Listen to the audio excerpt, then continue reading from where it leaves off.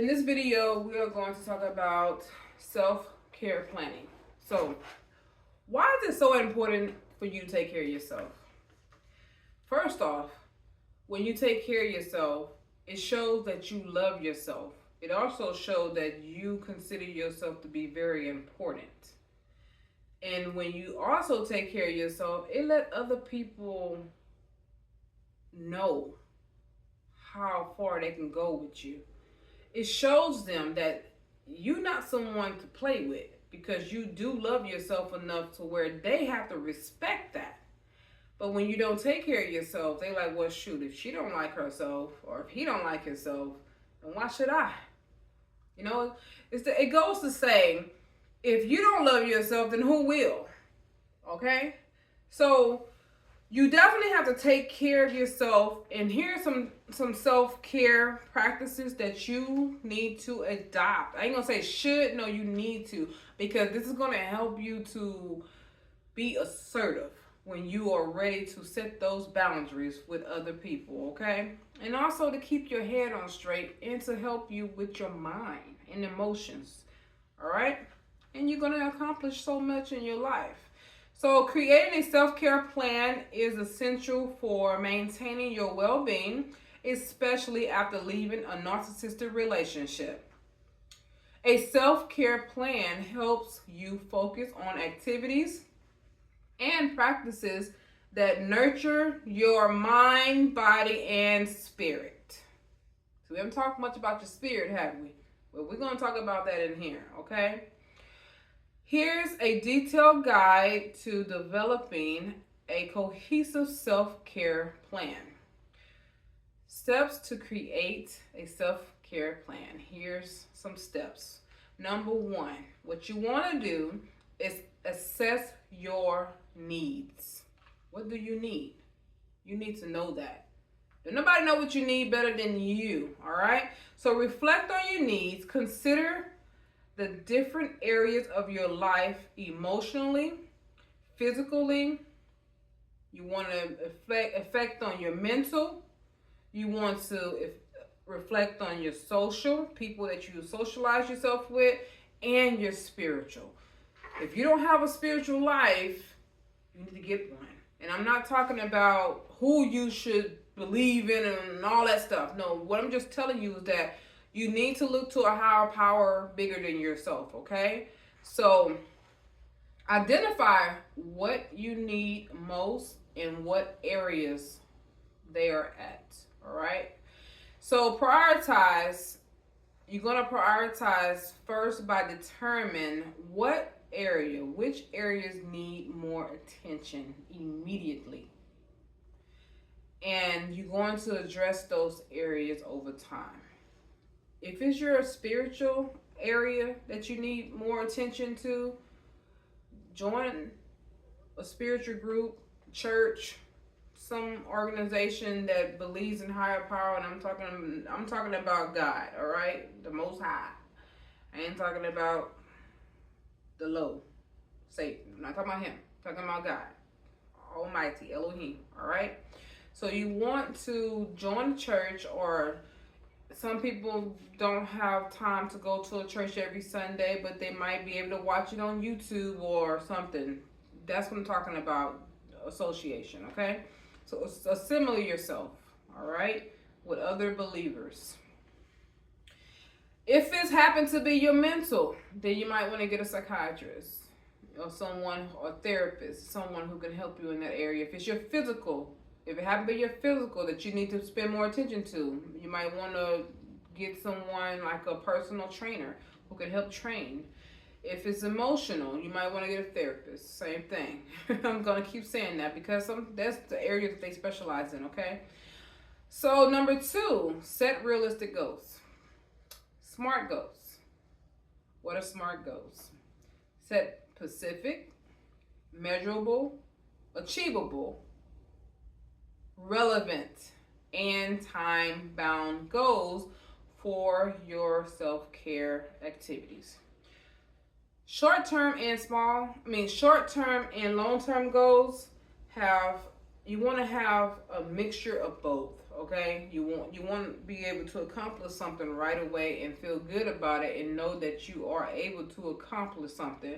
But you want to have something long term, so that way that you are not finished and be like, well, I've done everything I want to do. Then so what's next? And then there you go without a vision again, going nowhere. All right. So keep goals, keep them, keep them, keep them. All right. And it helps you to motivate and stay focused. That's what it does. Help motivates you and it help keep you focused. Number 3, you want to develop self-care activities. What are those? So you want to develop daily activities every single day when you wake up.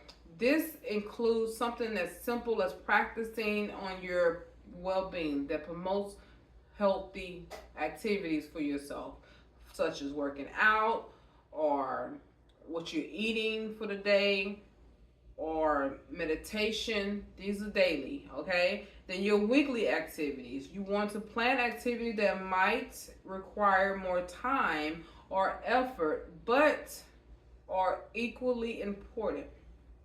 And then you got monthly and periodically activities.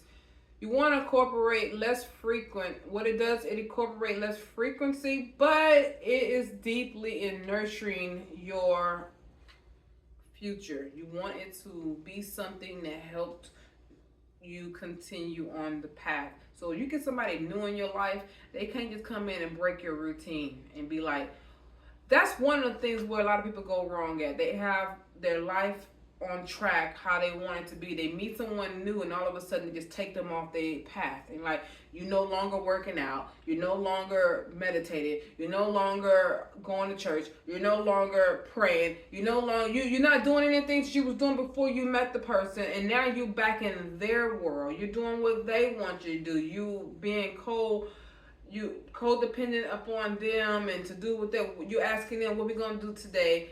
And they're like, well, coming up with all the plans and all that. You have to learn to say, okay, today is my day to work out. I'm going to the gym, or I got to work out before I meet up with you, or whatever the case may be. You still prioritizing yourself first before you start breaking any activities that you do daily. Please reconsider what it is that you're doing. Is it worth it? Is it important? Are you going to be able to sustain what you're doing new? And is it healthy? That's the key word. Is it healthy to do? Assess yourself, all right? Please assess your needs. Your needs. What do you need? That's always first, all right? And then let's talk about areas of self-care. Here are some areas of self-care to help you assess your needs right here. First off, emotional self-care. Journaling, therapy, creative outlets such as music, dancing, anything that you enjoy doing. If you like to sew, stitch, knit, whatever you want to call that when you sewing sweaters or whatever, crochet. Yeah, you want to, whatever that's important, do that. And that helps you with your mind, with your emotions, all right? And of course, affirmation, positive affirmation. So continue to read my book, Layla Kara's book, 365 Days of Mindfulness. Continue to do that. Also, physical care, exercises, walking, dancing, yoga, those type of things. Nutrition, make sure you get the right diet, you're eating, you're sleeping well, and you're doing your relaxation techniques, you're breathing, you're stretching, whatever you need. Taking bath, showers are great, but taking a bath is even more greater. All right, it's wonderful for your overall body. Is submerging yourself in nice warm water. It just feels great on the skin. And then the mental self-care, mindfulness, continue to do that, as well as learning. Learn something new. Find something you don't know about and learn about it. Such as learning a new skill, learning to stimulate your mind in another way, read more books, even do some puzzles. You'd be surprised what you can do with puzzles and how it helps your brain to grow and keep your brain sharp. When you have went through some trauma in your life, your brain started developing scars and certain things on your brain. It altered the shape of your brain as well, and it cut off certain oxygen to your brain when you have went through so much trauma, because your brain goes through this survival technique where it wants to forget what happened to you, so it shuts that part off where you can't remember. You usually can find yourself developing dementia real early and Alzheimer's, all right? So do some puzzles. Puzzles help with keeping your brain sharp. And let's talk about digital detox. Yes, take breaks from your screen, your phone, your computer, tablets, social media. Take breaks. Cut it off sometimes. You know what me and my husband do sometimes? Whenever we feel overwhelmed, we would take social media breaks, and we normally would pick a day out of the week, and we would say, okay, no social media on Thursdays for 2 months, and then we would go literally 8 weeks. Every Thursday, we don't do no social media. Period. That day is for us to engage with ourselves, with each other, and not have so much time taken from my day. And I'm the one who actually came up with that. And the reason why I did, because I have noticed that my husband, he would get into these Facebook spats about basketball, because that's what he does. He's a player development basketball coach. He coaches NBA players as well as anyone who's in college that's trying to transition and get drafted to the NBA, and then high school student who wants to get into a great college as well and be scouted or whatever. That's what he does. So when he get into these facts about anything that's dealing with Facebook or Instagram, anything, I'm like, you know what? It's time to take a break. It's time to take a break, because we're not gonna do this constantly. And we would literally be in bed sometimes, and he'd be sitting up there on that phone, and I'm like, babe, it's time to shut the phone down, because I have a time where I shut my phone. I told you 10 o'clock, right? I shut that phone down. I put it down, and I'm either gonna be watching TV or I'm gonna put some sleep music on to help me doze on off and go to bed. But I don't want the phone to be the last thing I had looked at before I go to sleep. And for him, he would be up in that phone, and he'd be like, I know he did. What did he just say? Wait a minute. I'm like, oh no, come on. You're not doing this time of night. You know what? It's time for us to go back to no social media Thursday. And we would do that, because I need at least one day of the week where you're not doing this. And he agreed, and it works. It definitely does. So do digital detox, okay? Take some breaks. And don't forget to set boundaries for yourself. So let's talk about social media care. I know I already talked about it, but I want to go a little deeper in that. You want to get a support network group that you can go in and just be yourself. No one's judging you. No narcissistic person is there and able to find you and be like, there she go. No, you didn't say that about me. You don't. Find some group that is going to be gentle with you, okay? And you don't have to share everything about yourself.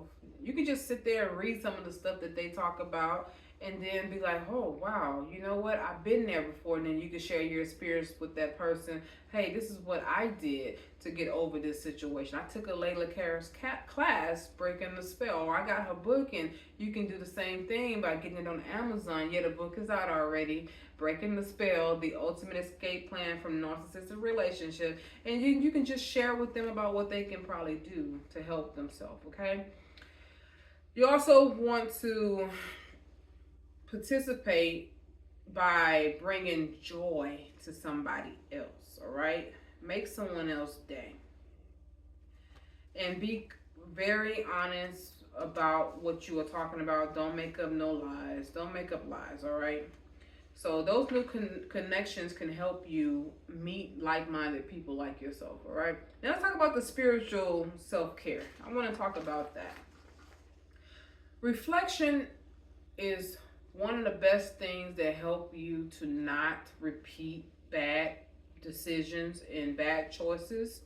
So spend time on self-reflection as well as prayer.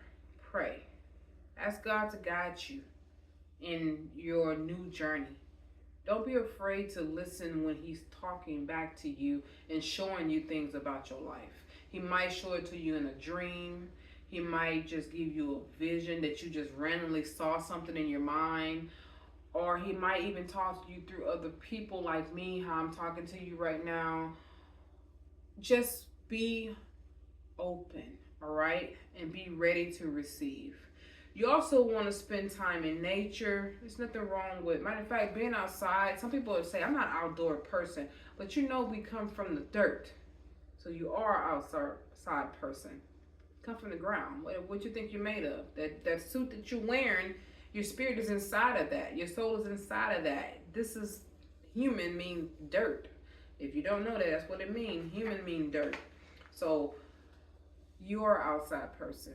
So spend some time outside. You can hike if you like to hike. You can garden, plant something like tomatoes or something that's very easy or okra or something that, even flowers, something that you can take care of, all right? And you can watch how it nurtures, how it grows while you're nurturing it. Or you can just simply just sit outside on the porch and then watch people pass by or listen to the bird chirp. So what you want to do is have gratitude. You want to practice gratitude by acknowledging and appreciating the positive aspect of your life. You are still here. You are still breathing. Okay? Be grateful that you are still on the top of the ground and not under it. All right? That's something that you need to be very, very grateful for. And continue to engage in meditation and other spiritual practices that resonate with you. Can't tell you what to do in that area. You find out what is resonating with you and you do those things. So here's some example of self-care practices that you can do. I'm going to give you some examples. So let's say for a daily activity, morning time, you meditate for 10 minutes, and then you eat a balanced breakfast, and then you start journaling for like 10 to 15 minutes. You write in your journal about whatever that's on your mind without judging it. And then for 30 minutes, you either go for a walk or you do yoga or you do Tai Chi or something like that. Or even work out, do a real exercise, lift some weights or do some aerobics or something like that, ride the bike, stationary bike, get on the treadmill, something like that. And then here you are, you read a book for 20 minutes, you choose to read a book or whatever. And then in the evening time, you do a relaxation routine such as taking a bath, or you do yoga again, or you do deep breathing exercise, meditation, such as you can do progressive muscle relaxation or visualization or something like that. That's daily. Now let's talk about weekly activities. So for weekly activities, you got therapy sessions where you say, okay, once a week you're going to do life coaching with me, Alayla, or you have another licensed therapist or psychiatrist, whoever you choosing to get your help from. And then you have your support group. And you say, okay, I'm going to go into the support group. I'm going to write and see what they're talking about and see if someone can, have a conversation with me or whatever. And then you also have social media outlets. I mean, not social media. You have your social outlets where you be with your friends and your family. Say once a week you go to happy hour with your friend or with a family member, or you go visit a family member or whatever, or even talk on the phone to a family member. Sometimes you probably can't go to their house, but you get on the phone and have daily chats. Have a weekly chat with them. It's like I have my aunt, one of my aunts. I talk to her, and whenever I'm feeling frustrated, usually when I'm feeling frustrated about my mother, which is her sister, then I call her and be like, hey, man, let me tell you about this. Let me tell you what she said, and I go into that spat or whatever. Because I did tell you my mama's a narcissist, right? Yes, she is. So I will go into the conversation with my aunt about her sister, and she would tell me, she been this way her whole life, and this is what we did when we was kids, and yada, yada, yada. Just letting you know. That way I can stay grounded because I know I still have to be connected to her because she's my mother. But at the same time, I have a technique on how I deal with her. I will probably tell you that later on. But if you read my book, this one here, Yes, breaking the spell, the ultimate escape plan from narcissistic entanglements. Okay, you read this book. I talk about my mother in that book, and I tell you all the things I went through.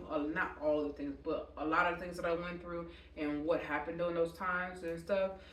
And way I deal with her now to this day, I take her in spells. I mean, like, I take breaks from her.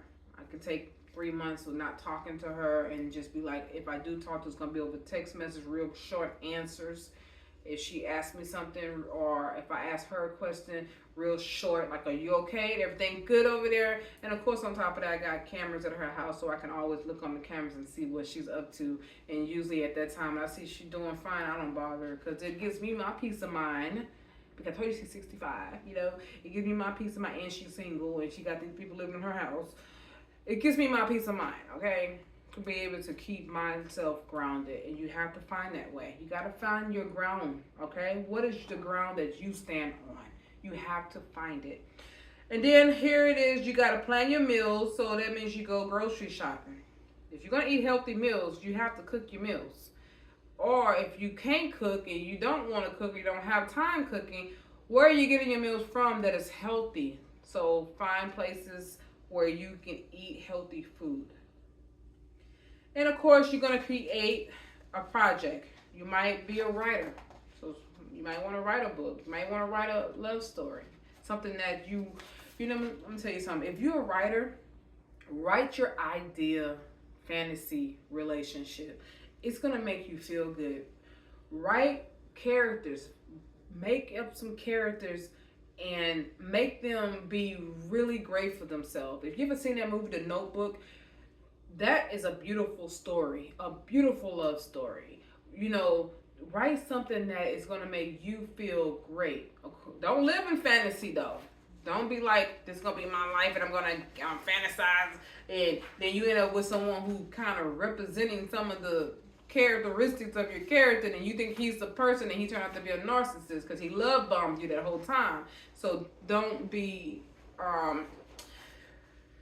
being suckered into your fantasy. Stay realistic, but write if you are a writer. If you're a painter, paint. If you can create other things, create things, okay? And then, of course, your digital detox day. So no social media, no screen. Maybe just watch TV and watch regular TV or something like that. Watch a good movie or something.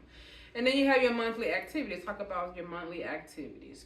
So let's say once a month you go for a hike, or you take a day trip somewhere to the spa, or just pampering yourself at home. Like, for instance, when I get off this video, I'm going to do my own toenails. Yes, I'm going to do my own pedicure. Got my spa bath ready. Soak my feet in the hot water, warm water actually. Scrape off the dead skin and gonna redo my nails. I'm gonna do my nails and all my toenails. I didn't do my hands. I can do hands, but I didn't do it. I went and got my nails done. But my toes, I usually always do my own feet. Very seldom I will go and let someone do my feet, but most of the time I do it myself. And that way, especially if you're diabetic, I'm not diabetic, but if you are, you don't want no one cutting your toes and accidentally cut you. So be careful with that. All right. What else? So volunteer. You can volunteer somewhere once a month to do something for the community or charity or something like that. You can even donate to charity. I donate a lot. I do a lot of donating. I really do. I even donate my books and stuff like that to some people and everything. So donate. It makes you feel good knowing that you can help somebody. And of course, you want to attend a workshop or a class that can help you with your personal growth. And do your reflection. Every month, reflect on your progress. You want to adjust your goals as needed as well. So let's talk about implementing self-care plan. How do you go about doing this? How do you do this? What do you do? What are the things, how to put this in action, okay? So here are some steps that you can take to put your self-care plan regimen into action. First, you're going to schedule your activities. Use a planner. Write things down. Okay? If you can't write it down, use an app. But you want to make sure it is already in writing and put it on the calendar. See, I got calendars around my house where I write on it and say, okay, today, tomorrow, whatever. You write that. You want to always set a reminder for yourself. Reminder in your phone. Use your alarm on your phone to say, hey, it's time to meditate, or 10 minutes to meditation time or whatever. And then that way you won't forget. Then number 2, you want to be flexible. You're going to have setbacks where you don't have time to do all these things. So adapt as needed. Be adaptable person. We are adaptable. So life is unpredictable. So be prepared to adjust your plans as necessary. The key is consistency, not perfection. All right? And forgive yourself. If you go a whole week and you haven't done any of these things, it's okay. It's okay. Just go ahead and start off where you are. All right? Continue where you are. So just continue to try to stay on track. So you want to always just give yourself grace. That's what you want to do. Number 3, you want to track your progress. So that's why you're journaling. You write about your experiences with what you have going on in your life, and as well as your self-care regimen. How's it working for you? Do you feel like it's working? Maybe it's not working. Maybe you feel like this is a waste of time. Write that stuff down, okay? And you'll be surprised when you come back to it 3 or 4 months later and realize that it wasn't a waste of time. It actually was exactly what you needed. You just had to get adjusted to it. So you want to always continue to self-reflect. You want to reflect regularly on your progress, all right? Go back to your journals. Reread some of the stuff that you've written. Read what you have written down at a later date so you can see how you felt then and how you are feeling now. And celebrate your achievements. Acknowledge success. Celebrate small victories and milestones in your self-care journey. Reward yourself. Definitely treat yourself with something special when you achieve significant goals. Anything that you think that is not, you maybe buy yourself some shoes, Reward yourself. Buy yourself that ice cream that you've been looking at every time you pass by the window or something. Get yourself that latte that you said you were going to let go of, that you did let go of, but you just want to just taste it one more time, Treat yourself. All right? Reward yourself. Don't cheat yourself. Treat yourself. So creating and maintaining a self-care plan is a vital step in healing and rebuilding your life after a narcissistic relationship. By prioritizing your well-being and incorporating regularly self-care practices, you can nurture yourself physically, emotionally, mentally, socially, and spiritually. Remember, self-care is a continuous journey. Be patient and have compassion. Be compassionate with yourself as you work towards your healing and your happiness and having a healthier and happy you. I hope this helped for you. You can revisit this video at any time you need to remember what you need to do in your self-care plan, all right, for yourself. Share this with somebody if you feel like they need this, all right? Share this whole course with someone. If you like, this is great for me, but I know somebody else who can benefit from this too. Share this with them, all right?